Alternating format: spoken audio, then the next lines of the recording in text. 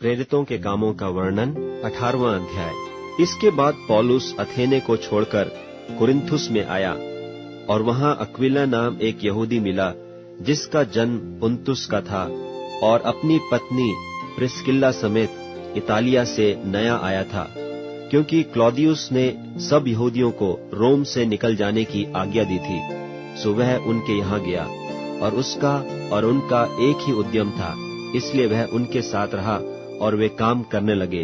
और उनका उद्यम तंबू बनाने का था और वह हर एक शब्द के दिन आराधनालय में वाद विवाद करके यहूदियों और यूनानियों को भी समझाता था। जब सीलास और तीमुथियुस मकिदुनिया से आए तो पौलुस वचन सुनाने की धुन में लगकर यहूदियों को गवाही देता था कि यीशु ही मसीह है। परंतु जब वे विरोध और निंदा करने लगे तो उसने अपने कपड़े झाड़कर उनसे कहा, तुम्हारा लोहू तुम्हारी ही गर्दन पर रहे। मैं निर्दोष हूँ। अब से मैं अन्य जातियों के पास जाऊंगा। और वहां से चलकर वह तीतुस युस्तुस नाम परमेश्वर के एक भक्त के घर में आया, जिसका घर आराधनालय से लगा हुआ था। तब आराधनालय के सरदार क्रिस्पुस ने अपने सारे घराने समेत प्रभु पर विश्वास किया और बहुत से कुरिन्थी सुनकर विश्वास लाए और बपतिस्मा लिया। और प्रभु ने रात को दर्शन के द्वारा पौलुस से कहा, मत डर, वरन कहे जा और चुप मत रह, क्योंकि मैं तेरे साथ हूँ और कोई तुझ पर चढ़ाई करके तेरी हानि न करेगा, क्योंकि इस नगर में मेरे बहुत से लोग हैं। सो वह उनमें परमेश्वर का वचन सिखाते हुए 1.5 वर्ष तक रहा।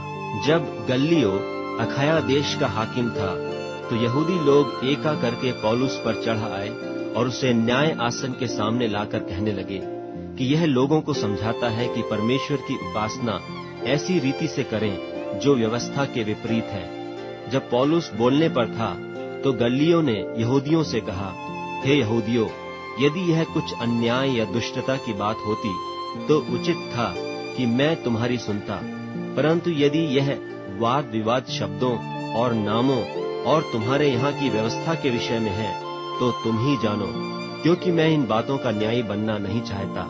और उसने उन्हें न्याय आसन के सामने से निकलवा दिया। तब सब लोगों ने आराधनालय के सरदार सोस्थिनेस को पकड़ के न्याय आसन के सामने मारा, परंतु गल्लियो ने इन बातों की कुछ भी चिंता न की। सो पौलुस बहुत दिन तक वहां रहा। फिर भाइयों से विदा होकर किंख्रिया में इसलिए सिर मुंडाया क्योंकि उसने मन्नत मानी थी, और जहाज पर सूरिया को चल दिया और उसके साथ प्रिस्किल्ला और अक्विला थे। और उसने इफिसुस में पहुंचकर उनको वहां छोड़ा और आप ही आराधनालय में जाकर यहूदियों से विवाद करने लगा। जब उन्होंने उससे विनती की कि हमारे साथ और कुछ दिन रहे तो उसने स्वीकार न किया, परंतु यह कहकर उनसे विदा हुआ कि यदि परमेश्वर चाहे तो मैं तुम्हारे पास फिर आऊंगा।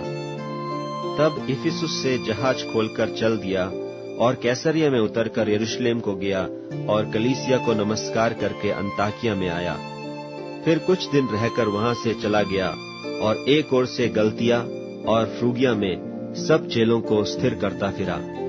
अपुल्लोस नाम एक यहूदी जिसका जन्म सिकंदरिया में हुआ था, जो विद्वान पुरुष था और पवित्र शास्त्र को अच्छी तरह से जानता था, इफिसुस में आया।